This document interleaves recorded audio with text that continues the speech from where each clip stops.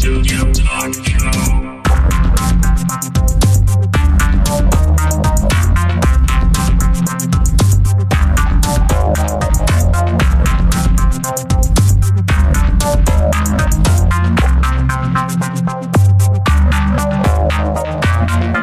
Visual Studio Talk Show. Bienvenue à une nouvelle émission du Visual Studio Talk Show. Le podcast où on discute d'architecture avec la plateforme Microsoft.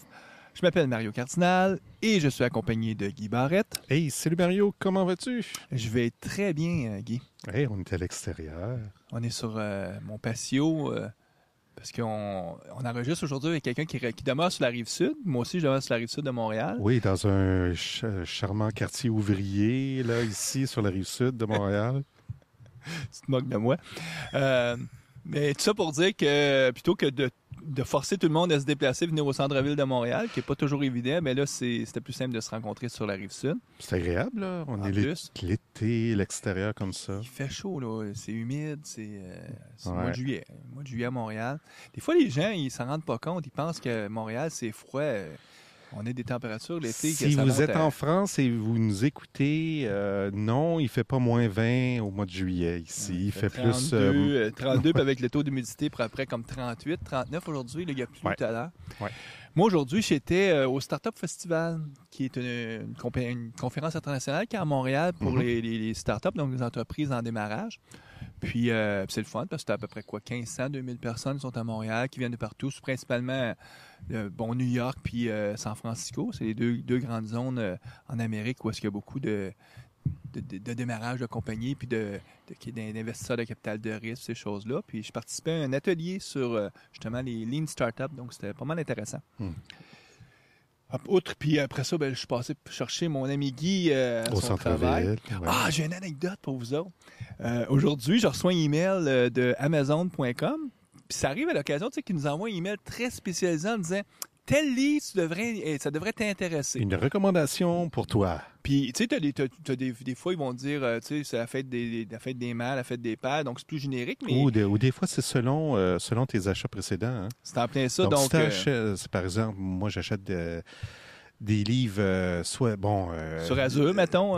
Oh, non, mais en fait, des livres, soit de barbecue, par exemple. Ah, oui. J'étais un avide barbecuer. Qu'est-ce que j'achète aussi des livres de photographie.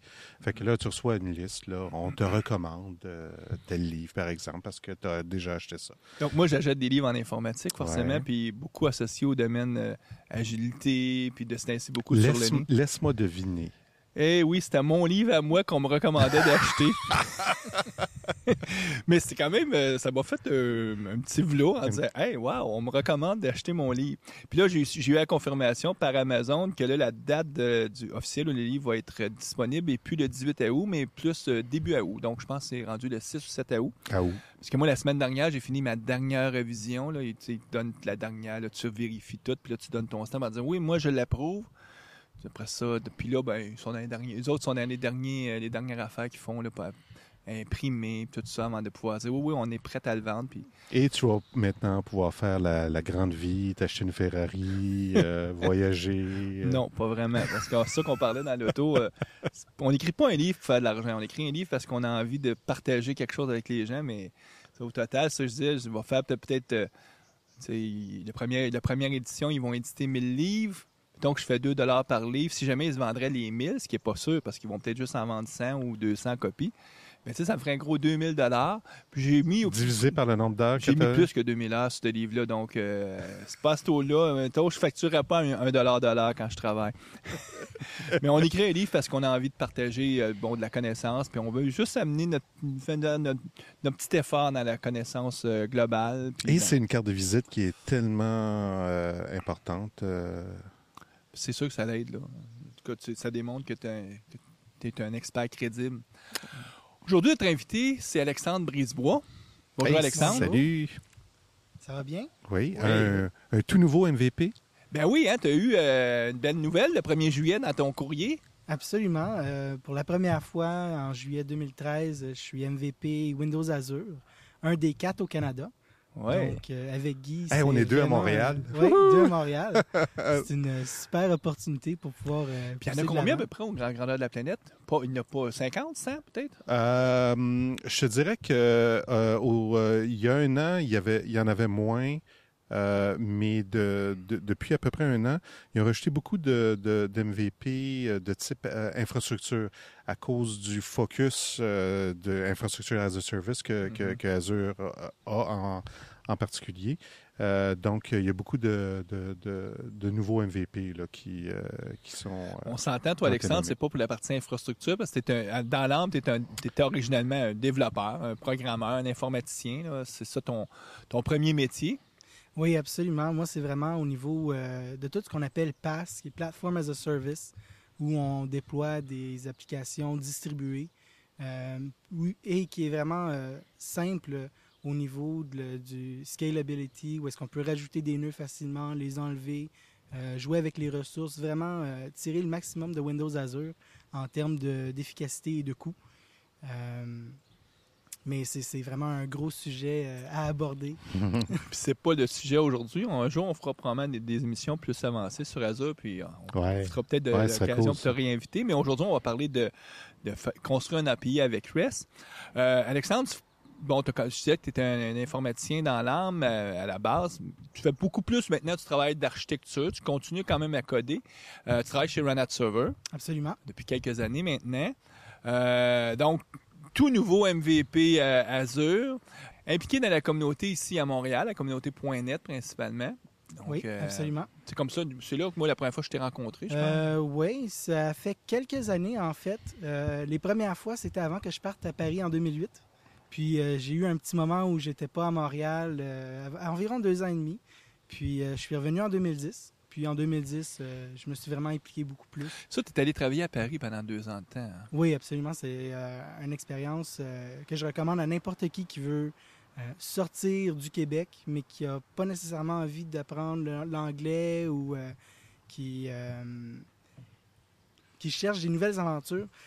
Par contre, détrompez-vous, les deux, on parle français, mais c'est pas le même dictionnaire. Donc, ça prend un petit peu de temps d'ajustement, mais ça se fait quand même très bien. Oui. Hein? Avec de la bonne volonté, comme on dit. Ah oui. C'est la première fois que tu participes au Visual Studio Talk Show. La formule, c'est toujours la même depuis maintenant. Hey, Guy, on approche du 10 ans. Hein? Oui. Peut-être falloir faire quelque chose de spécial pour fêter le 10 ans du podcast. C'est toujours la même. On fait un petit aperçu de qui est la personne et ensuite on parle justement du sujet qui a été décidé avec l'invité. Donc, j'ai commencé déjà à faire ça en disant que tu étais MVP, que tu travailles chez Run Server. Ça fait une dizaine d'années maintenant que tu as fini l'école ou Non, moins que ça. Mais tu as commencé à programmer, tu étais à l'école encore. Hein? Oui, j'ai commencé à travailler en informatique. J'étais encore à l'école. Puis j'ai continué à travers l'université.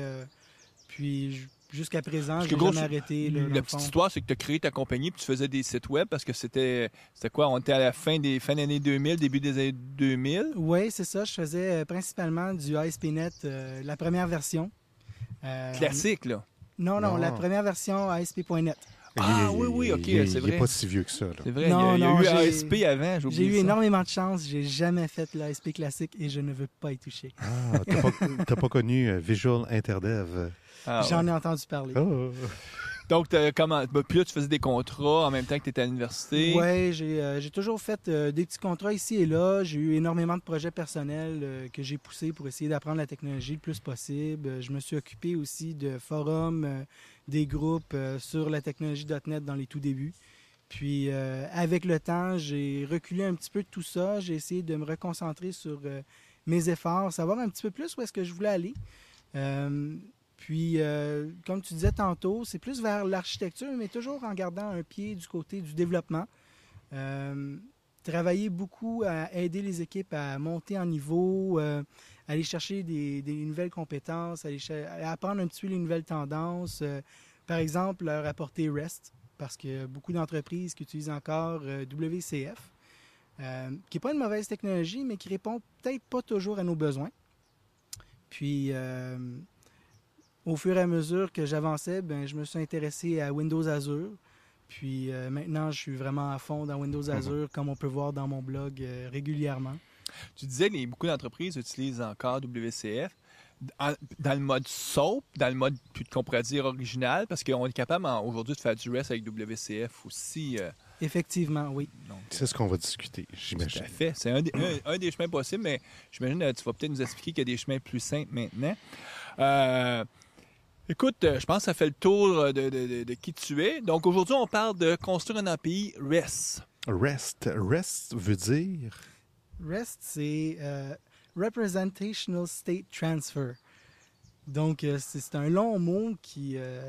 Si on voudrait traduire ça un petit peu... c'est la communication par l'échange d'états. OK. Je pense que ce serait une bonne façon de l'expliquer. En gros, ce que ça veut dire, c'est on ne fait pas un appel à un service comme si c'était une méthode pour attendre une réponse. C'est plutôt envoyer un état à une ressource, comme mettre à jour un fichier, et le système va réagir face à ce changement-là. Soit qu'on va avoir des nouvelles ressources qui vont être mises à jour, soit qu'on va avoir créé une nouvelle ressource. Le système, lui, de son côté, va pouvoir répondre en nous donnant de l'information sur ce qu'on vient de créer ou nous dirigeant vers la nouvelle ressource qu'on vient de créer. C'est ça, c'est que tout est passé sur le fait que c'est des ressources, c'est de l'information, c'est des données, c'est peut-être pas le bon mot, des données, mais en tout cas des ressources qu'on transmet sur le fil, sur Internet. Puis les commandes sont plutôt standards. Là. C'est soit que tu fais un get, un put, un delete. Tu sais, les verbes sont simples.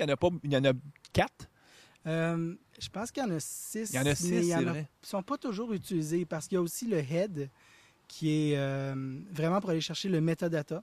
Savoir est-ce qu'un fichier une ressource a changé depuis la dernière fois que je suis allé la chercher. Donc, avant d'expliquer les ressources en tant que telles, souvent qui sont comme un document HTML, on va parler des fameux 6 verbes. Puis on va mettre l'emphase surtout sur ceux qui sont les plus utilisés. Le plus utilisé, ça serait... Le plus utilisé dans REST, c'est GET. Puis qui est probablement celui le plus utilisé sur Internet. Hein? GET, c'est va me chercher cette page web-là. Ouais. Effectivement. Puis la chose qui est intéressante à propos de ce verbe-là, c'est que c'est le verbe le moins dangereux pour un service ou un système. Parce que avec sa sémantique, il n'est pas supposé d'altérer l'information ou l'état du système d'aucune sorte de façon. Donc, si je vais chercher de l'information, je pose une question et je ne devrais jamais altérer le système basé sur ma question. Ce qui a bien du sens. Donc, c'est, en bon français, c'est une commande de lecture. On veut aller lire un contenu sur Internet. C'est un select. Là. Si on le traduit en base de données, là, Absolument. On fait un select. On va chercher de l'information. Donc, il y a une première commande qui est get. Oui. Ensuite, l'autre commande la plus utilisée. La plus utilisée, après ça va être un post. Puis c'est ce qu'on utilise en général lorsqu'on soumet un formulaire dans un site web pour acheter quelque chose. Un post, c'est qu'on envoie quelque chose au serveur. Donc, si j'envoie de l'information, je ne vais pas nécessairement chercher quelque chose en retour. Je veux juste envoyer quelque chose au serveur pour qu'il puisse le traiter. Le post, en soi, c'est le verbe le plus dangereux qu'il y a dans REST lorsqu'on utilise HTTP. Parce que post, on va faire un post sur un URL qui est fixe, mais on va affecter une ressource qui est inconnue.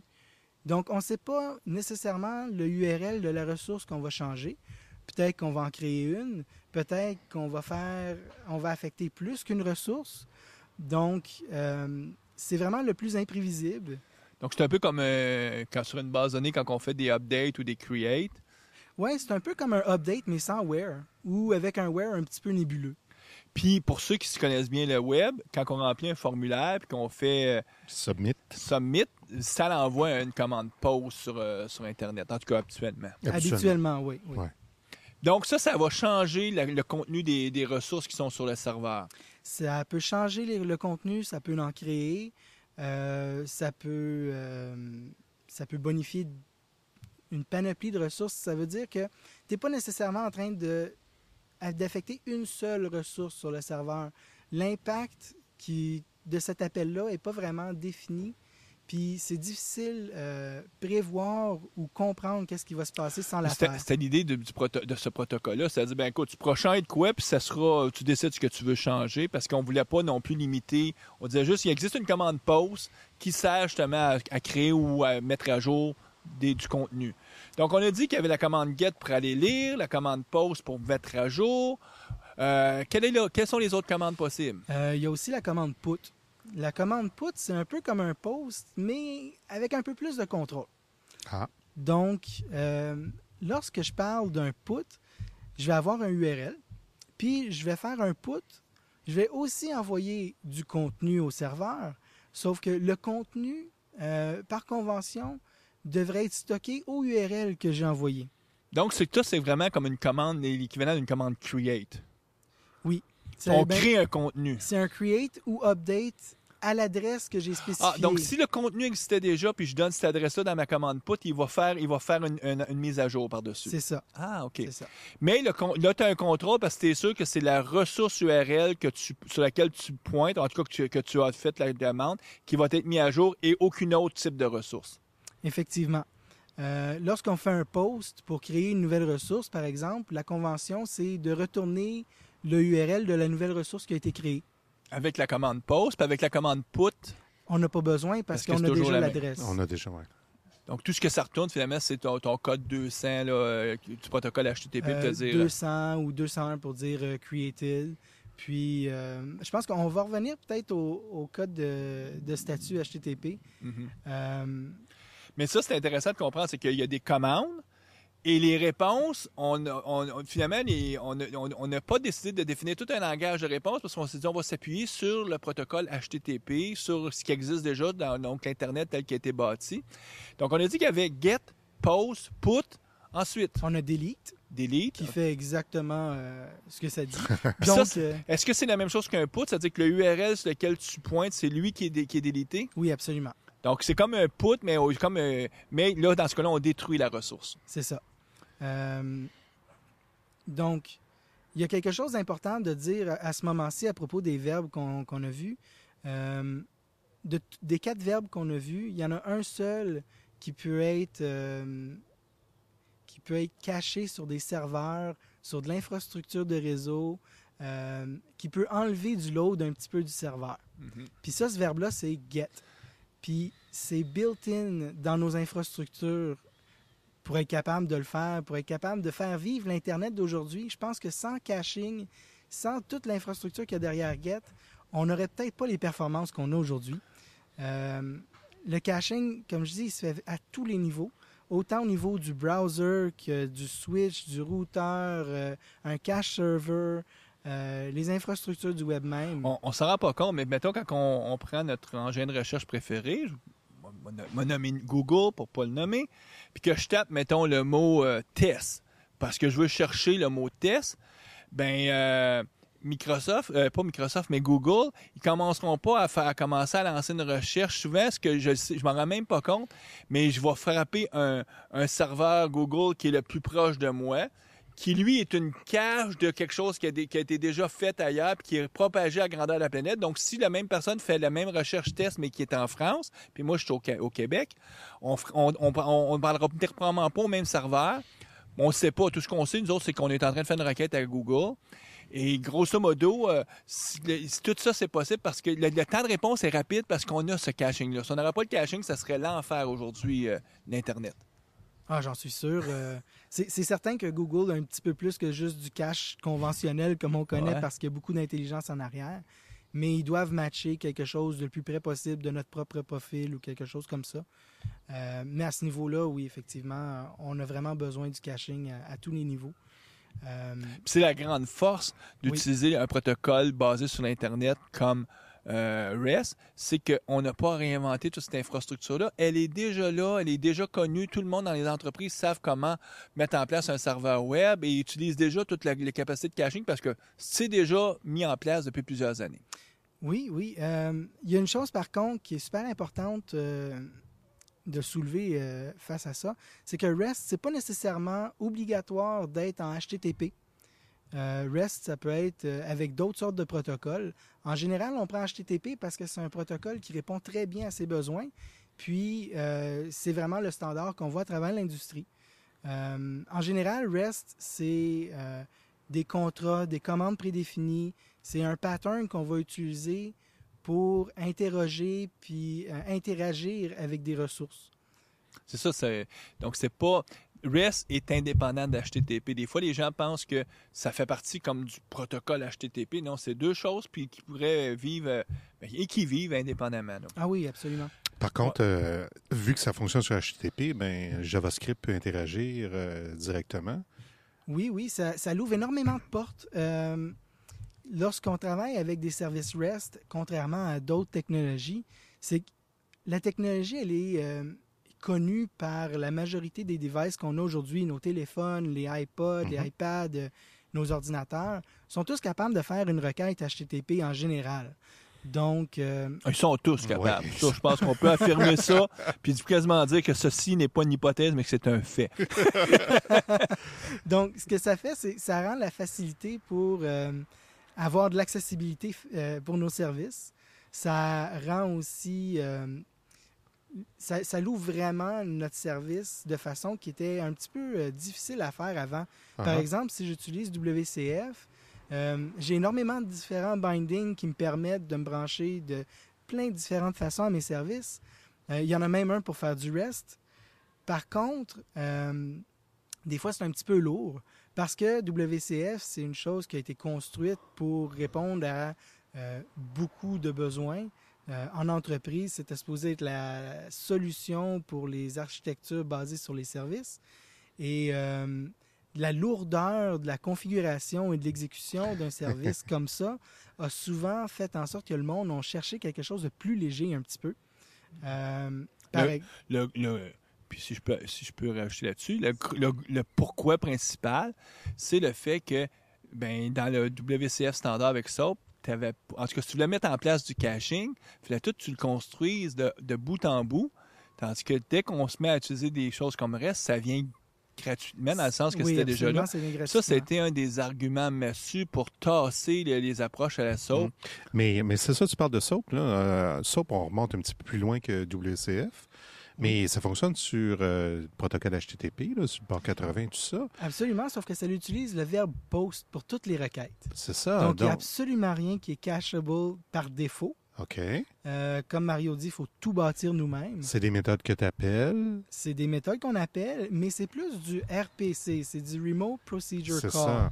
Donc là, je vais appeler, puis mon thread va attendre une réponse du serveur, puis il va y avoir un gros traitement qui va se faire du côté serveur. OK. Lorsque je vais travailler en REST, je vais vouloir faire les requêtes les plus courtes possibles. Donc là, je vais vouloir faire une requête pour aller chercher de l'information. Mon service à moi, quand il appelle l'autre service, il va faire un appel comme s'il appelait une page web. Pour lui, là, la ressource qu'il appelle, c'est une ressource statique. Mm-hmm. Donc, il devrait avoir quelque chose de l'autre côté, puis le serveur va répondre avec des codes de statut pour dire, par exemple, le fameux 404 qu'on voit partout, j'ai pas trouvé la ressource, ou un 301 qui va dire, la ressource elle a été bougée, voici la nouvelle adresse, je vais t'amener à la nouvelle adresse. Un 200 pour te dire, tout est correct, voici la ressource. Mais ça, on n'a pas en SOAP, là, en service web standard. Là. Non. Parce qu'on est en RPC. On va avoir des exceptions qui vont revenir par le stack Microsoft de WCF. C'est ça. Puis on va pouvoir gérer ces exceptions-là. Sauf que le wrapper qui est autour de ça, c'est vraiment lourd. J'ai-tu vraiment besoin de retourner à une grosse enveloppe SOAP pour dire la ressource n'est pas là? Ouais. Ou il y a eu une erreur pendant que je l'ai On s'entend, traité? l'approche SOAP, c'était une approche une vision très classique de comment on faisait des API de programmation. Si je fais un peu d'analogie, quand on construit une classe, puis qu'on se dit, bon, c'est quoi les méthodes que je vais mettre sur ma classe? On pense toujours aux verbes. C'est quoi les verbes qu'on va être capable de faire? Ben, je suis capable de, je sais pas, moi, mettre à jour une facture, supprimer une facture. Puis nous, en SOAP, c'est ce qu'on faisait. On définissait tous ces verbes-là. Puis on n'utilisait pas pendant toute la capacité des verbes qui sont intrinsèques à HTTP, qui sont les fameux Ouais. put, post. C'est pour Mais- ça qu'il était bâti comme par-dessus HTTP sans en tirer aucun Mais la parti. promesse aussi de SOAP, c'était l'interopérabilité entre les différentes plateformes, C'est ça.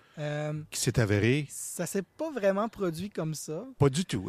Euh, Effectivement. Il y a quelques compagnies qui ont implémenté SOAP. Mais tout ce qui était Puis là, WS Star, Ah tout oui, ça, là, ça a été le bordel C'est ça. royal. Fait que finalement, c'est quasiment pas interopérable. Tandis que reste, je peux faire un appel pour un fichier HTML, un fichier texte, un fichier JSON, un fichier protobuf. Je peux vraiment aller chercher n'importe quoi. puis que tu après, sois sur n'importe quelle plateforme. Effectivement. Puis surtout aujourd'hui, avec la grosse poussée pour tout ce qui est JSON, puis Bison, qui est du JSON compressé, ça nous pousse à aller chercher une plus grosse richesse d'informations avec des petits paquets. Donc là, je contrôle vraiment tout ce qui est passé sur le fil, puis je suis capable de réduire mon footprint. Comment est-ce qu'on traduirait footprint? Ben, footprint, tiens. En tout cas, moi, je comprends ce que c'est. J'espère que tous nos auditeurs comprennent ce qu'on veut dire. Absolument. OK. Ouais. Donc, pour moi, être capable d'utiliser des formats comme ça me permet aussi de rendre une expérience utilisateur vraiment plus intéressante parce que je vais avoir moins de data qui va transiger sur le fil. Je vais prendre moins de ressources au niveau de mon serveur. Donc, je vais avoir plus de capacité pour répondre à mes utilisateurs. Puis, je vais aussi pouvoir tirer de toutes les ressources qui sont déjà en place pour faire le caching, pour réduire mes temps de latence. Puis à ce niveau-là, c'est vraiment important pour tout ce qui est mobile aujourd'hui. Juste au niveau d'aller chercher une ressource sur un serveur, lorsque je fais un web request en .NET, par exemple, .NET va utiliser le cache par défaut. Donc, si les headers ils ont déjà été mis sur la ressource qui revient du serveur, la prochaine fois que je vais demander la même ressource, il va premièrement rechercher dans le cache local avant d'aller chercher sur les caches dans le réseau jusqu'au serveur primaire. Donc, il y a beaucoup de niveaux différents où il peut y avoir de l'administration. Puis l'administration est partagée en plusieurs différentes parties, autant au niveau du développeur que ceux qui s'occupent de l'environnement de production, que de l'utilisateur, parce que c'est lui qui gère son cache en finale. Donc, on va vraiment chercher un gros boost à ce niveau-là. Juste revenir sur les fameux verbes. On a dit qu'il y en avait 6, on en a vu 4. On a vu le get, le post, le put et le delete. Déjà, put et delete, puis il y a probablement certains de nos auditeurs qui font comme... Je savais pas que ça existait, ça, sur Internet, parce qu'on fait toujours juste des get ou des posts, parce que c'est souvent ce qui se passe quand on va sur des sites web Quand plus tu as un classiques. HTML, oui. Quand on travaille dans un monde HTML. Mais tu le dis même, il n'y en a pas juste 4, il y en a 6. Il y en a 2 de plus. Oui, que moi j'utilise, il y a le head. Donc ça, c'est pour aller chercher justement l'entête. C'est ça. Je vais aller chercher l'entête, je vais aller chercher l'information méta à propos de ma ressource. Donc, quand est-ce qu'elle a été dernièrement mise à jour? Est-ce que le e-tag, qui est un ID unique, qui dit, qui est un petit peu comme un row ID en SQL pour savoir c'est quoi la version de mon fichier? Est-ce que mon fichier a changé depuis la dernière fois que j'ai été le chercher? Ça, parce que tu vas juste chercher l'entête, ça coûte beaucoup moins cher en bande passante. Puis des fois, tu as toute l'information qu'il faut pour être capable de prendre une décision. Puis là, dans bien des cas, même pas les besoins d'aller chercher le reste du contenu. C'est ça.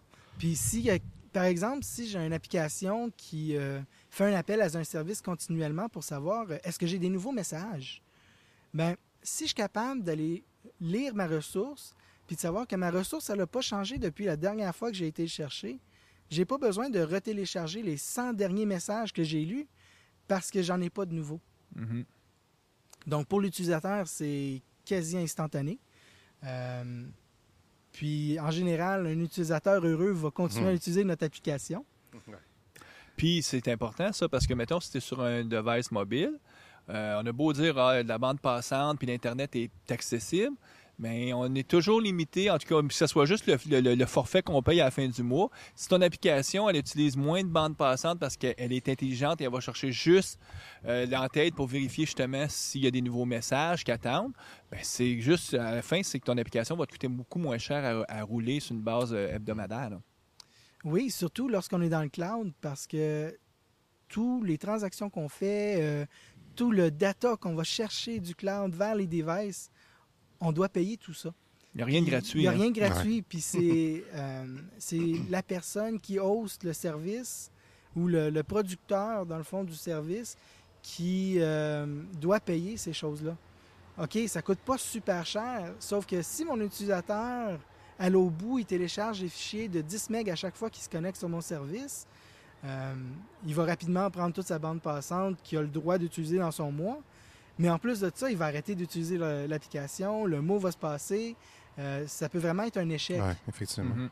Mais reste, ça semble vraiment centré sur les données, là, data-centric, là, c'est-à-dire que on se connecte à un serveur, on va demander de l'information, par exemple, sur une table de produits.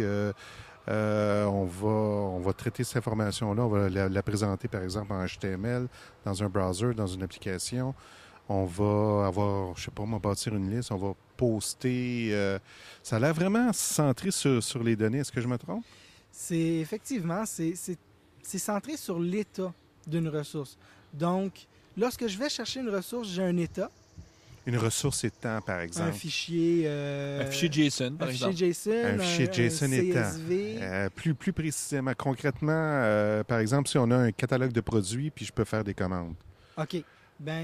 Par exemple, si je vais chercher une page de produits pour des baladeurs, je vais recevoir un fichier qui contient tous les baladeurs. C'est ça, la description, la couleur, la mémoire, etc. Donc, tout ce qui est les métadata là, de chaque baladeur, par exemple. C'est ça. OK. Puis là, ce qui va arriver après ça, c'est en recevant cette information-là, un service peut aussi être conduit par le serveur. Donc, le serveur va prescrire des adresses pour d'autres sortes de ressources ou d'autres actions qui sont possibles. Donc, ça va rendre le service découvrable par le développeur, puis ça va faire en sorte aussi que... OK. Donc, si on revient à l'exemple des baladeurs, je peux avoir une catégorie qui est produits électroniques. Oui. Donc, qui contient des sous-catégories, par exemple, baladeurs, ordinateurs, etc., etc. Fait que là, tu parles de possibilité de découvrir ces différentes catégories-là, par exemple. Dans le fond, si je vais chercher les produits électroniques, je vais avoir peut-être 4-5 produits de listés. Ouais. Puis, je vais aussi avoir une collection d'adresses pour aller découvrir d'autres produits plus spécifiques basés sur les catégories. Fait que là, je pourrais voir les baladeurs, les télévisions, puis je vais pouvoir suivre ces adresses-là pour aller chercher plus d'informations. C'est vraiment basé sur l'Internet. Aujourd'hui, là, si on parle de nos auditeurs, ils ont sûrement déjà fait ça. Quand je vais sur une page web, je ne sais pas toutes les possibilités de qu'est-ce que je peux visiter à partir de cette page web-là. Je vais le découvrir en cours de route. Je vais voir qu'il y a un hyperlien, puis que si je clique sur l'hyperlien, ça va m'amener ailleurs. C'est comme ça qu'on navigue sur Internet, de site en site, parce qu'on n'est pas tout le temps dans le même site, on peut se promener. Mais donc, comme ce que tu dis, toi, c'est que même ceux qui fabriquent l'API, on n'a pas besoin de définir tout le protocole de façon stricte. On peut juste dire, regarde, je vais te retourner une liste, puis il y aura là-dedans les adresses où est-ce qu'il faut que tu ailles. Mais ils sont pas gelés en dur. C'est moi, lorsque je les fais, que je décide c'est quoi les adresses, puis ça reste flexible. Tout à fait. En général, les applications qui consomment un service REST ne devraient pas composer eux-mêmes les adresses. Ils devraient utiliser les adresses qui sont envoyées par le service. Puis en général, on va nommer les adresses. Donc, le nom devient un contrat qu'on peut utiliser. Puis ce que ça fait aussi, c'est que si le service a des mises à jour où il change le format des adresses, nos applications ne brisent pas parce que l'adresse vient du serveur. Il reste quand même qu'il y a une nécessité, c'est d'avoir comme un peu l'adresse de départ. Un peu comme il faut savoir que si tu vas aller sur le site de Microsoft, c'est www.microsoft.com, mais c'est la seule information que tu as besoin de savoir. Effectivement, ça devrait être la seule information. On devrait aussi avoir peut-être une adresse pour la documentation du service. Ouais. Ou même que ça pourrait être retourné par un appel à la première adresse. Mais ça, il n'y a pas des tentatives d'essayer par convention de dire, regarde, quand on bâtit un API REST, en même temps qu'on bâtit l'API REST, voici comment on pourrait le documenter. Est-ce qu'il y a des choses de cette nature-là qui sont faites par l'industrie présentement? Est-ce que tu en... Moi, j'en utilise pas nécessairement. Il y a plusieurs places où on utilise des wikis qu'on tient à jour puis qu'on distribue à l'interne parce que c'est surtout... Qu'on tient à jour parce que c'est tout automatisé. Quand tu changes ton interface, c'est le même engin de programmation qui génère souvent la documentation. Oui, ça peut être fait comme ça ou à la main encore. Ça dépend vraiment de l'orientation de l'entreprise. Si on regarde Web API de Microsoft, eux, lorsqu'on interroge la page dans les dernières versions, je crois qu'ils génèrent une petite documentation pour dire comment faire les appels de base. Puis à partir de ce moment-là, c'est de faire des essais-erreurs ou d'utiliser de la documentation pour voir si je fais un appel post sur l'adresse, qu'est-ce que je vais avoir? Okay. Ou si je fais un get, qu'est-ce que je vais recevoir comme résultat? Tu as glissé un mot sur Web API. On va y revenir parce que je pense que c'est très important. Mais avant d'aller là, je voudrais juste fermer l'histoire des 6 verbes. Là, on a parlé d'un 5e qui était « je vais chercher dans la tête ». C'est quoi le 6e? Le 6e, c'est « patch ». Patch, qu'est-ce que c'est cette affaire-là? Mais patch, c'est vraiment pas quelque chose qu'on voit souvent. Patch, c'est un verbe qui fait exactement ça. C'est on va mettre à jour une ressource avec de l'information partielle. Donc, je vais envoyer un document partiel à ma ressource, puis c'est le service en arrière ou le serveur qui va devoir essayer de figurer comment appliquer ce changement-là au meilleur de ses connaissances. Est-ce que tu connais des gens qui utilisent ce verbe-là ou à peu près pas? En tout cas, moi, c'est la première fois même que j'entends parler de ce verbe-là. Donc, à peu près pas, vraiment. Là, On s'entend, là, dans l'industrie, les gets, pour les pages web, les sites web, les gets puis les posts pour les formulaires. Oui. Ça, il y a été un long moment dans l'industrie, le monde pensait que HTTP Internet, c'était ça. Maintenant, ils ont découvert, ben non, il y a plus, il existe la commande put, la commande delete. Avec les API REST, ça a mis ça à l'avant-plan. Et là, les gens découvrent aussi qu'il y a la capacité de pouvoir aller chercher les en-têtes avec la commande head plutôt. Head, oui. Puis, ce qui est fabuleux de REST, c'est que c'est juste ces 5 verbes-là qui sont utilisés. Il n'y en a pas d'autres. Après ça, c'est toujours les ressources qu'on va manipuler. C'est ça. On va manipuler les ressources, puis on va aussi utiliser beaucoup les headers des requêtes HTTP. Donc, je vais ajouter du metadata sur ma requête. Je peux ajouter des clés secrètes pour avoir accès à des services lorsqu'on a une souscription, par exemple. Ou je vais rajouter mon heure du serveur d'origine ou du client d'origine sur ma requête pour voir si mon temps est synchronisé avec le serveur. Si mon temps n'est pas synchronisé, à l'intérieur d'un délai acceptable, bien, le serveur pourrait refuser ma requête, par exemple, parce qu'elle est trop vieille ou que je ne suis pas dans le même time zone ou des choses comme ça. Moi, je reviens à ce que REST soit centré sur les données, le data-centric. Là, les mauvais angles diront que, ben là, j'ouvre ma BD sur le web. C'est absolument mauvais, cette histoire-là? Non, vraiment pas. En fait, on devrait toujours avoir quelque chose entre la base de données puis l'information qui est envoyée du service. Je peux mettre de la logique, là. Je peux intercepter ces appels-là. C'est pas comme si j'ouvrais la porte de ma base de données. Non. En fait, il y a plusieurs façons de pouvoir exposer de l'information d'une base de données. On peut utiliser OData, par exemple, qui va utiliser des technologies comme Entity Framework pour interroger la base de données, qui va construire un modèle pour être capable de l'exposer à travers du REST. Okay. Ça va utiliser WCF pour être capable de le créer. Okay. Dernièrement, il y a eu des annonces qu'on va pouvoir utiliser du JSON pour faire des requêtes au data. Ça va être très intéressant parce que ça va réduire énormément la grosseur des messages qui vont être transférés. Puis, même avec du OData, on est capable d'ajouter de la logique de sécurité, de transformation d'informations. Quelque chose de vraiment basic, là. Je voudrais juste savoir des get. Je voudrais pas avoir de post ni de delete. Oui, ça, c'est tout configurable, soit par attribut ou... en général, c'est par attribut ou sinon de la configuration. Avec les API qu'on va utiliser pour exposer notre service REST. C'est ça, lorsqu'on va bâtir notre service. OK. Là, donc, je vous écoute. Il y a comme 2 dimensions à ça. Là. Si je comprends bien, là, on est en train de parler comme de la stratégie d'implémentation, notre BD, parce qu'on prend une API REST, pas avoir de BD du tout, juste avoir des pages web qui sont retournées. Oui, absolument. Puis pas forcément du HTML quand je parle de page web. Là, Mhm.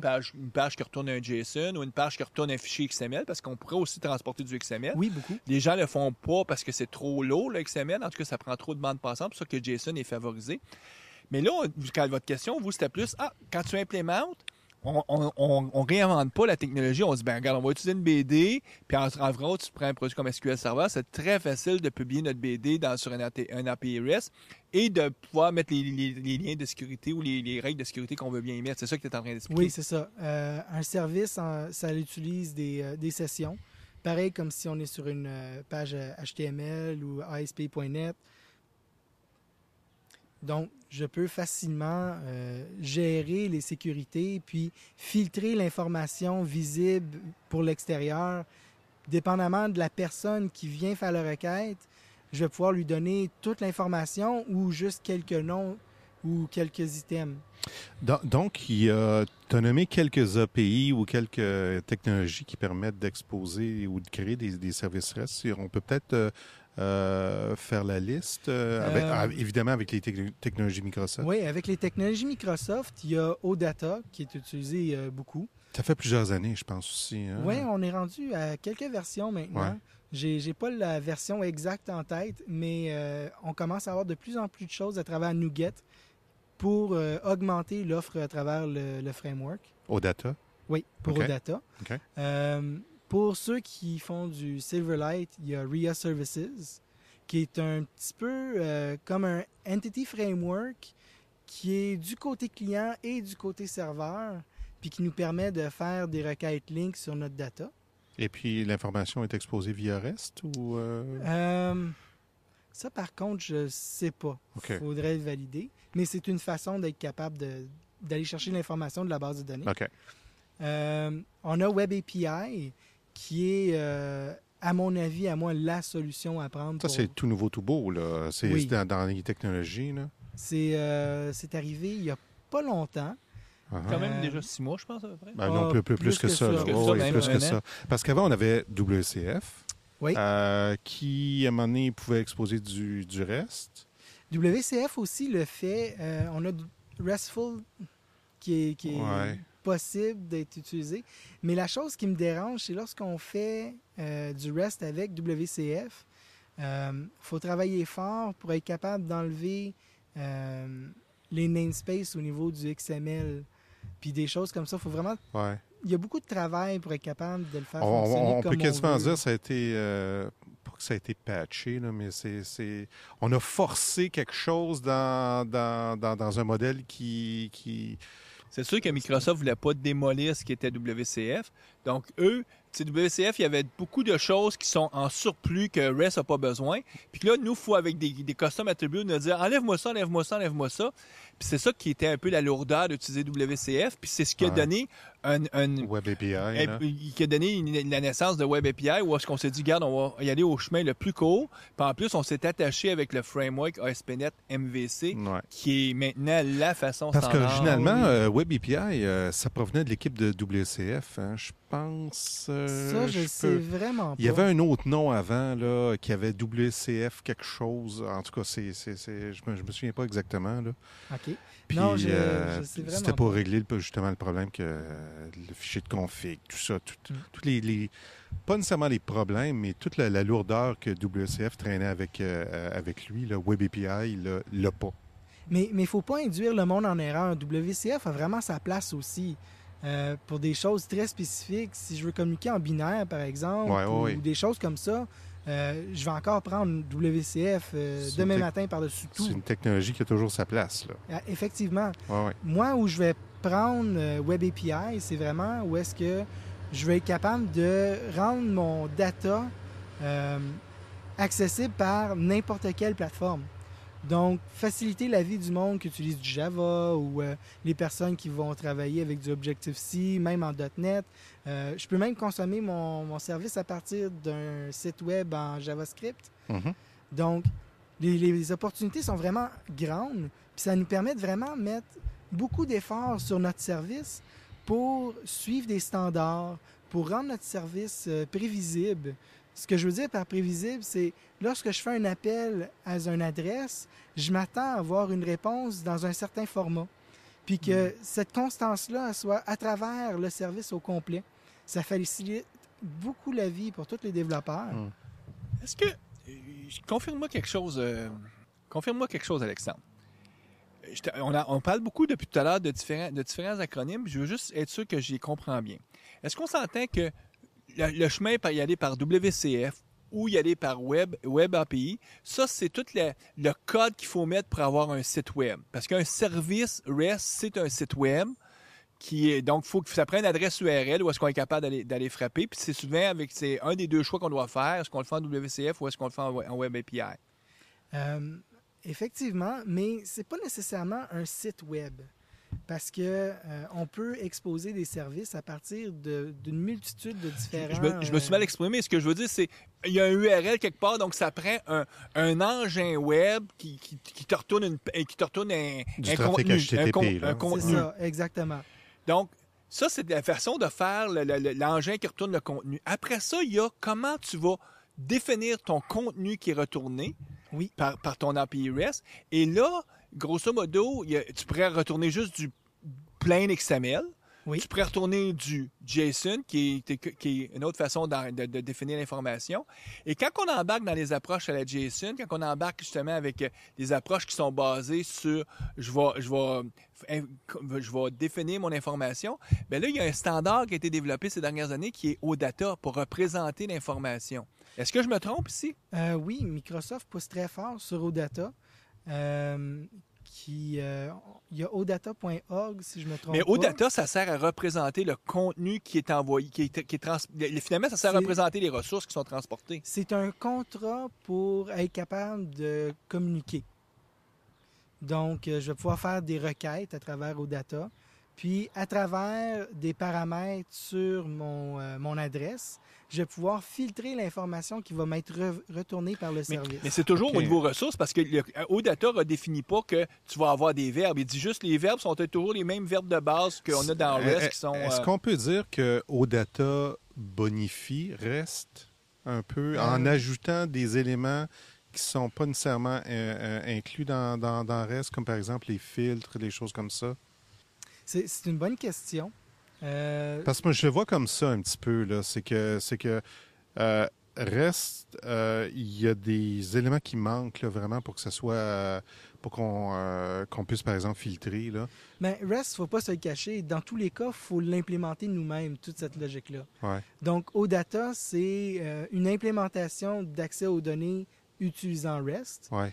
Puis, ils ont fait beaucoup de choses pour nous simplifier la vie. Ils ont défini la convention. C'est ça. OK, je pense que tu l'as mieux décrit que moi. Moi, je le décrivais comme une bonification à REST, mais je pense que tu l'as bien décrit. C'est une façon de créer des services qui utilisent REST. C'est ça. OK. C'est ça. OK. Puis, vu que la convention de OData, elle est en place, c'est un contrat qui est connu par plusieurs parties, il y a beaucoup d'adapteurs et de connecteurs OData dans toutes les différentes technologies qui nous permettent de communiquer utilisant OData. Par contre, OData, ça origine de Microsoft. Effectivement. REST, ça origine pas de Microsoft. Je connais pas les origines de REST. J'ai pas poussé jusque-là Je pense pas. Mais je pense que REST, c'est une réponse à un besoin réel qu'on avait de contrôler vraiment toute l'information qui est transférée sur le fil. Donc, vu que OData, ça origine de chez Microsoft, mais c'est pas propriétaire, Microsoft. Ils l'ont mis dans le domaine public. C'est open source. Oui, c'est open source. Donc, en fait, ma question, est-ce qu'on voit de l'utilisation d'OData seulement dans le stack Microsoft ou dans les compagnies qui utilisent Microsoft? Non, pas vraiment. Parce que si on regarde des compagnies comme Netflix, je crois qu'à un moment donné, ou même encore aujourd'hui, ils ont un service OData qui nous permet d'aller naviguer dans leur répertoire de films. Okay. À ce niveau-là, je trouve que c'est génial. C'est quelque chose qui permet d'exposer de l'information rapidement à l'utilisateur pour pouvoir l'utiliser. On peut utiliser des outils comme Power Pivot pour se brancher dans un feed OData puis faire un peu d'analyse, aller chercher de l'information. Power Pivot qui est inclus dans Excel, c'est-à-dire que ton Excel, là, tu peux te brancher finalement sur l'Internet. Dès qu'il y a un feed OData, bang, tu peux accéder à ces données-là. C'est ça. Il y a aussi beaucoup de villes qui ont exposé de l'information sur la ville, la population, des Donc, toutes les statistiques. données qui appartiennent finalement aux citoyens, puis qui devraient être publiées et être disponibles, on les met dans le format OData ou en tout C'est cas ça. avec une API REST. Hmm. C'est beaucoup la tendance moderne. Moi, j'ai quand même une tendance de moins utiliser OData puis plus me diriger vers Web API lorsque j'implémente mes propres choses. Parce que il y a beaucoup de moments où j'ai pas nécessairement besoin de tout ce que OData peut nous permettre Donc de là, faire. on va juste faire la comparaison. Quand tu dis j'utilise Web API, parce que ça va me simplifier, on s'entend Web API, premièrement, ça va te servir à faire le service web, donc Oui. à programmer toute la logique pour être capable de répondre aux requêtes HTTP. Mais ça fait plus que ça, c'est-à-dire que ça va te donner une façon de mapper, je vais utiliser ce terme-là, mapper rapidement tes objets .NET avec des objets JSON. Donc, tout ça est de façon beaucoup plus simple parce que si tu veux les faire en OData, ben là, il y a plus de complexité. Puis Web API dit, ben, regarde, si tu veux juste faire un petit site web standard ou un petit service web, ben, casse-toi pas la tête à faire ça, fais-le avec notre chemin à nous. Puis là, tu utilises les paradigmes que les programmeurs web connaissent bien, qui ont ton routing, toutes ces choses-là. Puis même, tu peux facilement jumeler ça avec Entity Framework pour être capable de mapper sur une BD en arrière. Effectivement, oui. C'est pour ça que tu dis que toi, tu préfères des fois prendre ce chemin-là parce que c'est plus simple? Ben, ça me force pas à utiliser une source de données en soi. Mhm. Ça me force vraiment à penser à mon API, penser aux services que je vais exposer aux clients. Puis, ça me force à faire des choix avec lesquels je vais vivre pendant un certain bout de temps. C'est intéressant ce que tu dis là, c'est parce que, puis je comprends pourquoi, c'est qu'il y a vraiment deux façons de penser un API. Il y a, soit je le pense vraiment en disant, c'est quoi les services que ça doit rendre? Puis là, on pense à l'API en premier, mais il y a encore trop souvent dans notre industrie, puis c'est trop souvent parce que moi, je le vois un peu péjorativement, mais là, encore là, c'est une opinion, ça vaut ce que ça vaut. Mais il y a encore trop souvent des gens qui commencent à penser en partant à la BD, Oui. le modèle de données. Puis après, ils disent, bon, là, ce modèle de données-là, je veux le rendre accessible sur Internet. Puis là, ils veulent partir de la BD puis remonter. Donc, c'est toujours, est-ce que je suis API first ou BD first? Puis le monde, qui vient d'une vision très BD first, à quelque part... Get all eux, categories, ils vont aimer- get all products. eux, ils vont aimer mieux OData parce qu'OData est a été bâti d'ailleurs par l'équipe SQL chez Microsoft, en tout cas des anciens d'équipe SQL, avec vraiment cette mentalité-là de dire je vais te permettre d'exposer tes BD relationnels aisément sur le web. Oui, absolument. Ce que Web API me permet de faire peut-être un peu plus facilement de l'autre côté, sans publier la structure interne de ma base de données, c'est d'avoir des documents un peu plus complets que juste dire va me chercher une liste de catégories, va me chercher une liste de noms. Je peux dire, par exemple, va me chercher une liste de noms, puis avec la liste de noms, pour chaque nom, il va avoir les catégories associées avec le nom. Fait que là, je vais avoir des objets un peu plus riches qui vont parler un peu plus, puis je vais pouvoir les utiliser sans faire plusieurs appels au serveur. Mhm. Je vais pouvoir réduire le nombre d'appels, puis aller chercher beaucoup plus de valeur C'est pour pour chaque ça qu'il y a appel. beaucoup d'informaticiens, de programmeurs qui vont parler, dire ah ben moi j'utilise même plus une BD relationnelle, je vais utiliser d'autres technologies pour faire ma persistance d'information sur base par exemple de documents. Puis à ce moment-là, je vais retourner dans le format JSON que je définis avec mon Web API. Mais que tu stockes en base de données relationnelle ou n'importe comment, il y a une transformation qui est faite, là. Mais Fait des que- fois, elle est plus simple à faire si tu travailles juste Des avec fois, elle le- est vraiment plus simple à Ouais. faire. Je vais donner un exemple. Moi, en ce moment, je travaille beaucoup avec Windows Azure. Puis, ma philosophie maintenant pour une base de données, c'est est-ce que mon data est relationnel? Oui. Est-ce que je vais faire des recherches dans mon data? Oui. Donc là, oui, je vais la mettre dans une base de données. Par contre, si j'ai un document ou une fiche d'employé, puis j'ai pas nécessairement besoin de faire de recherche sur cet employé-là ou à propos des caractéristiques de l'employé, je ne mettrai pas cette information-là dans une base de données. Je vais plus la mettre dans un document store qui va me permettre d'aller chercher la fiche de l'employé, un peu comme on faisait avant dans les bureaux lorsqu'on avait du papier. Puis, j'allais chercher son document au complet, j'allais chercher la feuille ou l'information qui m'intéressait, puis je faisais mes modifications, je remettais ma feuille et je finissais ma procédure. Lorsque je travaille avec des fichiers comme ça, c'est vraiment agréable parce que j'ai le contexte de l'information sur laquelle je travaille, puis ça me permet de, avec REST, dire je vais aller chercher le profil de l'utilisateur, je vais avoir tout le fichier, je fais la modification que je veux, soit partielle ou complète, je retourne le fichier à l'adresse où je l'ai eu, puis j'ai mis à jour mon système. Ce qui n'est pas nécessairement faire un appel à un service pour dire changer le nom de l'utilisateur ou des choses comme ça. On n'embarque pas dans des API très granulaires, très petites, qui coûtent une fortune quand tu fais ça sur le réseau. Tu vas être plus une API qui va être mets à jour le client, puis là, tous les champs, je les envoie tous d'un seul coup, puis ça me coûte moins cher parce que ça coûte de l'argent. C'est pas de l'argent, ça coûte de la performance quand on se promène sur le réseau. Puis un API web, forcément, on est sur le réseau. Mais toi tu veux dire, c'est Fatty au lieu de Chatty. Oui, c'est ça. Si on prend le... Oui, c'est ça. Si on prend le... Mais en fait, entre ces deux-là, l'important, c'est de trouver un juste milieu pour notre réseau. Ouais. Par exemple, dernièrement, j'ai été obligé de réduire de façon drastique la grosseur de mes messages parce que à cause de la grosseur de mes messages, j'arrivais à la limite de ma connexion. Donc, mon CPU attendait.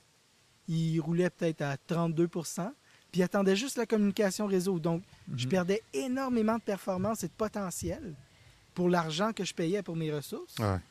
Puis, en réduisant la grosseur de mes paquets, maintenant, mes CPU tournent à 90-95 %. C'est un petit peu trop haut, mais là, je vais chercher le plein potentiel de mon processing power. Donc, c'est vraiment trouver le juste milieu entre Fatty et Chatty, puis à faire le moins d'appels possible pour aller chercher le plus de valeur possible. Oui, effectivement. Puis Web API, ce qui est merveilleux, c'est que ça s'intègre tellement bien avec MVC. Bien, toutes les technologies ASP.NET sont capables de vivre ensemble dans le même projet. Ça demande pas trop de travail pour le faire. Puis, même qu'avant que Web API arrive, une des pratiques que je prenais beaucoup, c'était de prendre MVC, puis de juste faire le modèle, le contrôleur, et j'enlevais la vue. Ce que je retournais, c'était une réponse REST, puis j'utilisais l'infrastructure de MVC. Quoique même en ce moment, utiliser MVC puis Web API, c'est très semblable. Donc, quelqu'un qui est habitué avec MVC, ça se traduit très, très bien sur Web API. Puis, je trouve que ça fait aussi une belle séparation. MVC, Model View Controller, là, il y a une vue, donc je penserais à mettre quelque chose... HTML, une page HTML, quelque chose comme ça, quelque chose avec un visuel. Puis du côté Web API, un peu le nom le dit, je penserais à mettre plus des appels de service là, qui ne retournent pas nécessairement du UI. Là. Fait que puis on peut avoir dans le même projet ces deux types de technologies-là. Ah oui, puis même que c'est pratique courante de pouvoir le faire. Lorsqu'on arrive avec des services REST, il y a quelques petites affaires qui sont quand même importantes à garder en tête. Il y a des gros défis technologiques malgré tout. Par exemple, la gestion de version.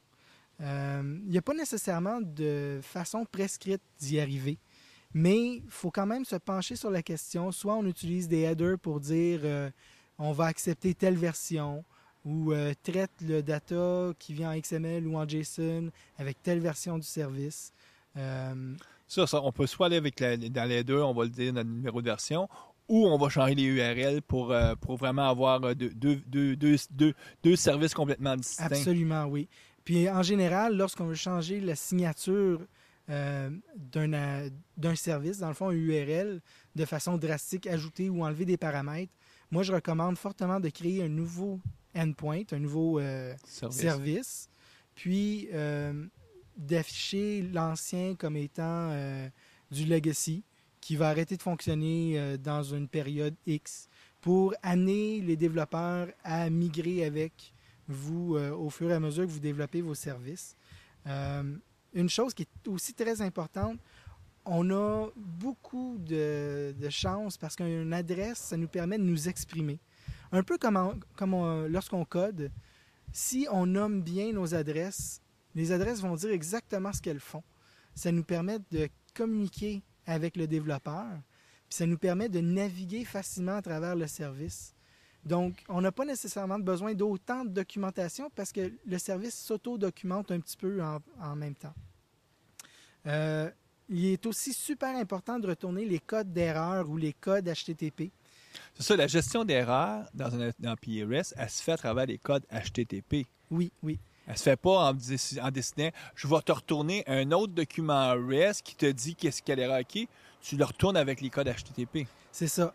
Ça permet aux clients de lire le code puis de savoir comment désérialiser ou traiter le message qui est reçu.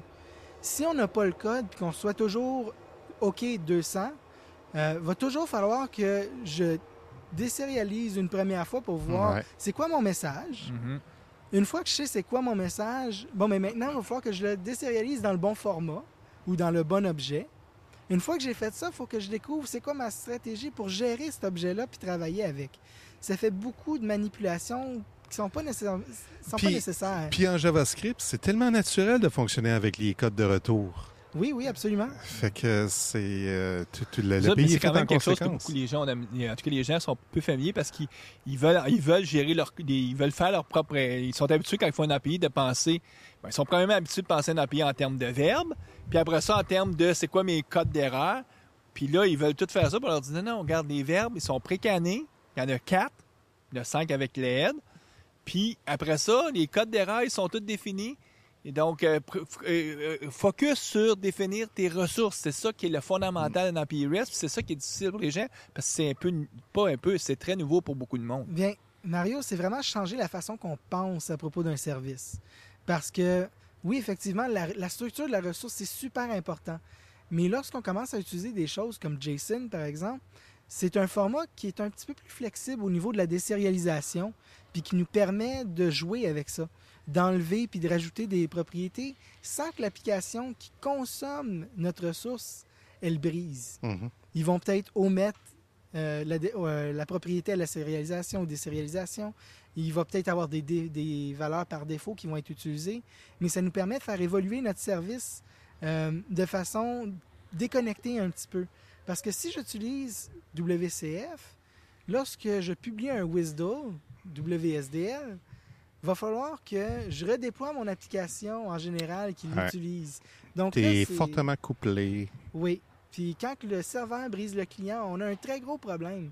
Surtout que lorsque on dit un service parle à des millions de devices ou de clients, le coût de maintenance est astronomique. Le coût de déploiement est juste quelque chose de fou. Je ne veux même pas imaginer. Donc, d'être capable de découpler tout ça puis de garder ça le plus fluide possible entre les deux, ça nous permet vraiment de sauver sur les coûts à ce niveau-là. Donc, quelqu'un qui commence et qui n'a pas tout un bagage d'histoire historique derrière lui, bien, il devrait regarder Web API parce que ça peut lui permettre assez rapidement de faire des API REST à moindre coût, en tout cas avec un effort moindre. C'est sûr que si son background, c'est qu'il a fait du ASP.NET classique ou en tout cas des webforms, il va peut-être trouver que la barrière est haute pour commencer à comprendre qu'est-ce que c'est ASP.NET MVC. Mais c'est peut-être le bon moment de dire, ben regarde, je vais le maîtriser, je vais l'apprendre parce qu'ils n'ont pas le choix. Là. On va tout... Ça va peut-être être dans 10 ans, dans 20 ans, mais à un moment donné, tout le monde va faire du MVC. C'est... Ça, c'est un gros statement, ça. Mais c'est pas qu'on va modifier toutes les applications. Il y a beaucoup d'applications qui vont rester legacy en patrimoine. Ce qui est tellement génial avec Visual Studio 2013, c'est que tu as un projet web, ASP.NET, puis ensuite tu peux inclure tu fais ce que tu veux avec. Toutes ces choses-là dans le même projet. Oui. Avant, c'était impossible. Là. C'était quand tu choisissais ASP.NET, c'était ASP.NET. Tu faisais un premier choix, puis c'était une décision irréversible. Tu vivais avec. Ce qu'ils ont fait dans Visual Studio 2013, c'est vraiment génial. Alexandre, en terminant, est-ce que tu as des dernières des recommandations, des points que tu aimerais partager avec les auditeurs? Oui, j'ai une petite liste de choses qui sont vraiment importantes pour moi. Par exemple, lorsqu'on utilise des dates sur un service, c'est ultra important d'utiliser les dates qui sont UTC. C'est quoi en français? C'est Universal Time. C'est sur la zone de temporelle universelle. C'est ça. Je sais pas si c'est une bonne traduction, là, mais... T'es dans un univers... UTC, je sais que c'est U, c'est pour Universal. Oui. Universal Time, puis C, je sais pas c'est quoi. C'est coordonnées. Ah oui, bon. Donc, c'est très important parce que Donc, avec... les coordonnées temporelles universelles. Je viens de faire une traduction littérale. C'est un univers parallèle, ça? Ça nous permet de communiquer des dates fixes. Parce que c'est important de se rappeler que minuit, c'est pas minuit partout sur la Terre en même temps. Mhm. Puis, c'est plus facile de prendre une date comme ça puis de la ramener au temps local Ouais. que de prendre une date puis un Local, temps local puis d'essayer d'en faire quelque chose sans trop savoir de où est-ce que ça vient. Surtout quand tu hausses, par exemple, sur Azure, où Tu sais pas, de toute tu sais façon. pas là, dans quelle zone tu vas être nécessairement. là. Effectivement. Par contre, sur Azure, toutes les machines sont setées sur UTC. Eh oui. Donc, il faut vraiment jouer avec ça. Ouais. Une autre chose qui est très importante, c'est le fameux verbe put. Lorsqu'on l'utilise, il faut vraiment qu'à chaque fois qu'on appelle la commande, on ait toujours le même résultat avec l'information qu'on a envoyée. Indépendant. C'est ça. Indépendant. Ah, Ou mais ça- idempotent. Idempotent, c'est ça. Ouais. Ça nous permet d'exécuter la même commande plusieurs fois puis de toujours avoir le même résultat. Mm. Puis ça, c'est vraiment important parce que les réseaux ne sont pas bâtis pour être fiables. Donc, il faut toujours bâtir avec la notion qu'il va y avoir des choses qui vont briser. On ne sait pas quand, on ne sait pas comment, mais il faut que ça fonctionne. Donc, la commande, elle va peut-être être répétée 2 ou 3 fois à un moment donné sur un serveur. Puis si tu t'es pas prévu en conséquence, parce que toi, tu gardes un état interne qui change, mais là, t'es foutu. C'est ça, c'est ça.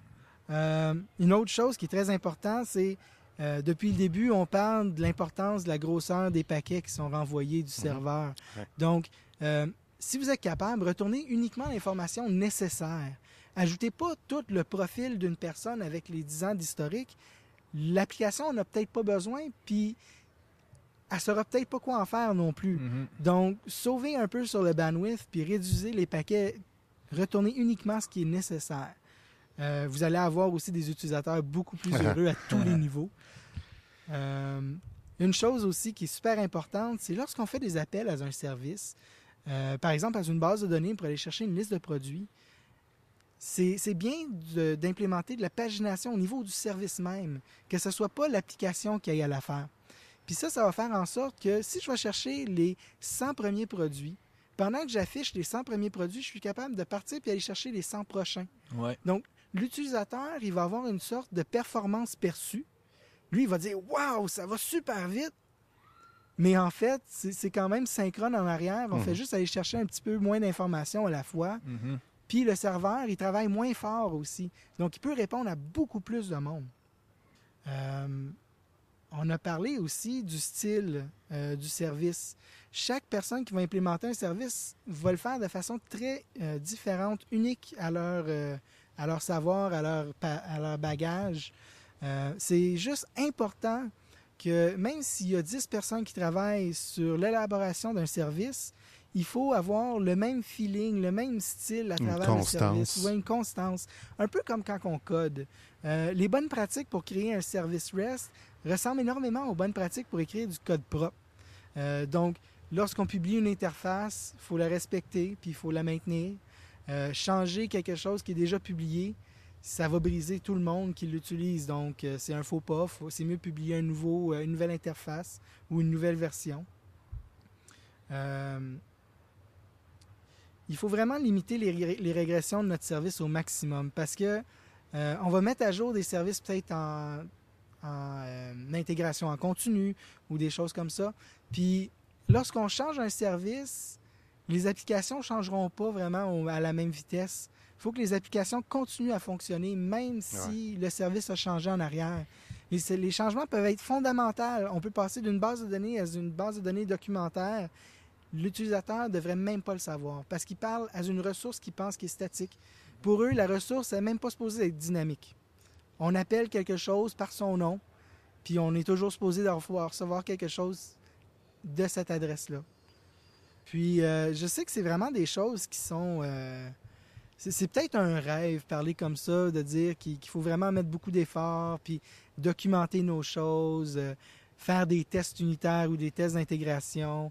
Il y a beaucoup d'entreprises qui ne le font pas par choix ou parce qu'ils ne connaissent pas ça ou ils ne veulent pas investir nécessairement dans ça. Moi, je vous recommande fortement de vous construire une batterie de tests pour votre service. Parce que lorsque vous allez changer quelque chose, les impacts qui peuvent arriver avec des changements de code qui pourraient briser votre service d'une façon ou d'une autre vont faire en sorte que l'utilisateur de votre service va penser que vous n'êtes pas fiable.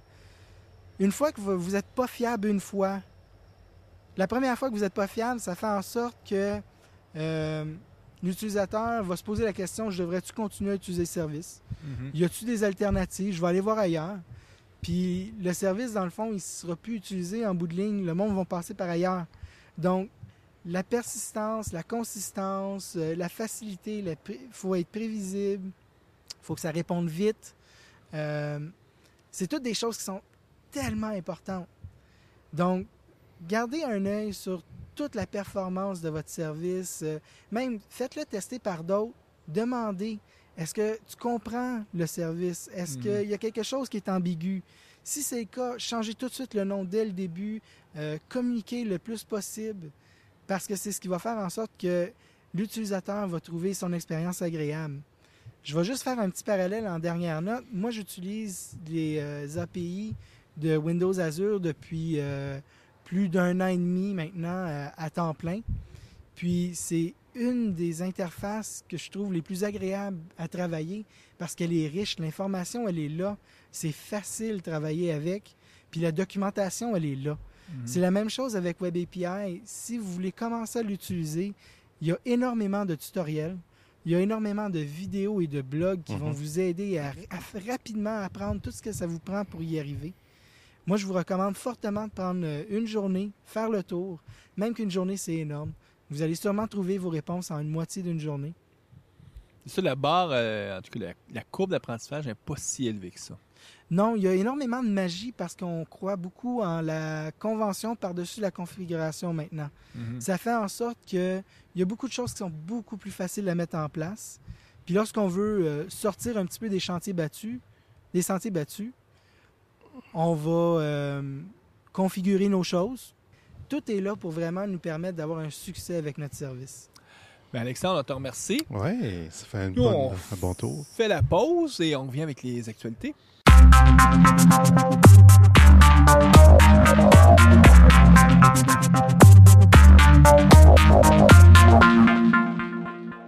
Les actualités avec Guy Barrette.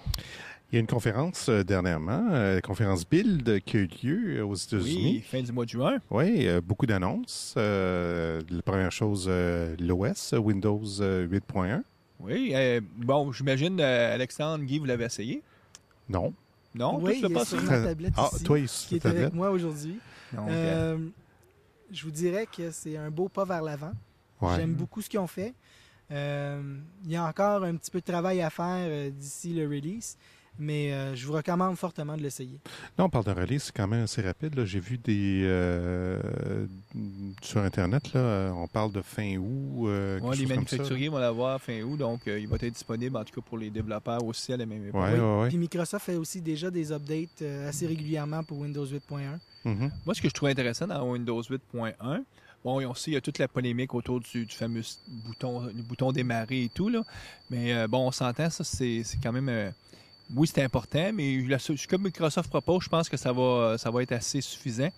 Moi, ce que je trouvais intéressant, c'est le fait que c'est le premier OS pour tablette qui est vraiment multitâche. Quoi qu'on dise, Apple ne sont pas encore là. On peut aisément sur une tablette Windows 8 avoir 2-3 applications qui roulent en parallèle. Et la grande force aussi que Windows 8 a, puis que encore là, les compétiteurs n'ont pas, c'est l'engin de recherche. Le fait qu'il a intégré Bing directement dans le OS, c'est quand même un avantage qui peut-être à terme va devenir significatif. Pour l'instant, on ne peut pas dire. Ouais. Mais moi, quand je regarde, là, si j'essaie de voir les points positifs pour Windows 8, c'est OK. Il y a ces points-là qui leur permettent quand même d'avoir un certain avantage contre la compétition. Et alors, c'est une chose certaine, c'est des versions d'OS qui sont lancées à tous les 5-6 ans. C'est fini, ça. C'est fini, là. On était à tous les 5-6 mois, une nouvelle version. On parle au moins une nouvelle version par année. Oh, oui. Puis c'est la même chose du côté de l'outillage. Hein. Microsoft a annoncé la même conférence, ou c'était au TechEd, je pense qu'il a annoncé Visual Studio 2013 avec le TFS 2013. Et c'est clair que maintenant, c'est sur une base annuelle, il y a une nouvelle version du produit. En plus de 3 updates par année. Oui, on est vraiment là comme un peu les fabricants de composantes sont, eux autres, depuis plusieurs années, c'est-à-dire les fameuses mises à jour à toutes les trimestres. Bien, c'est ce qui se passe. Et en plus, là, à chaque année, on change de version. Puis pour les entreprises, bien, ça veut leur dire, bien, oubliez ça, là, vous ne mettrez plus à jour votre TFS puis votre Visual Studio une fois par 3 ans. Là, c'est à tous les ans, il faut vous prévoyer. Je suis pas sûr que toutes les entreprises vont pouvoir suivre parce que c'est pas toutes les entreprises qui sont si agiles que ça. Écoute, c'est le gros des nouvelles. Hein. Il y a des choses aussi du côté Azure. Oui, beaucoup d'annonces du côté Azure. Là, on pourra mettre les liens là, pour les détails. Je sais que moi, pour suivre ton blog, Guy, si vous voulez suivre bien Azure, là, on a deux blogs à suivre. Le tien et celui d'Alexandre. Là, vous allez savoir tout ce qui se passe. Le mien, c'est plus je suis un petit peu qu'est-ce qui se passe, puis je relais là, sur les annonces et des choses comme ça. Le blog d'Alexandre là, est vraiment technique. C'est un des blogs techniques là, les plus poussés que il s'amuse, hein? Ah, c'est vraiment... Écoute, quand tu décris, là, par exemple, une problématique ou un cas d'utilisation, là, c'est documenté. Là, je sais pas combien d'heures que tu peux mettre sur l'écriture d'un blog, là, mais c'est une des raisons pourquoi tu es devenu MVP Azure. Bien, sûrement. Ah, bien, je suis vraiment content que tu aimes ça.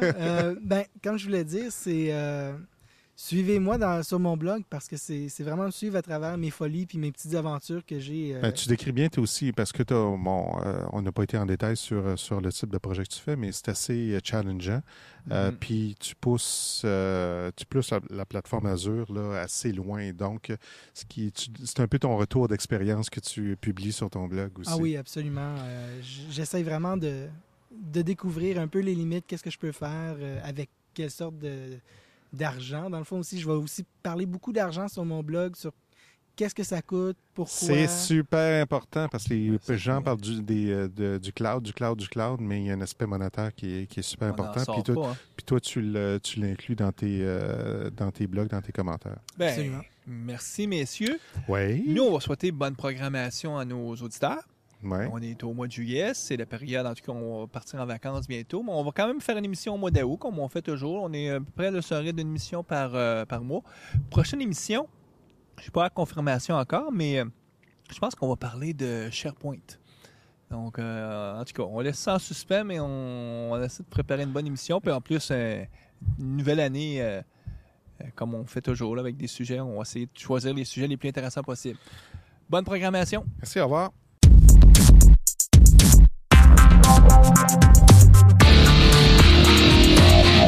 Thank you.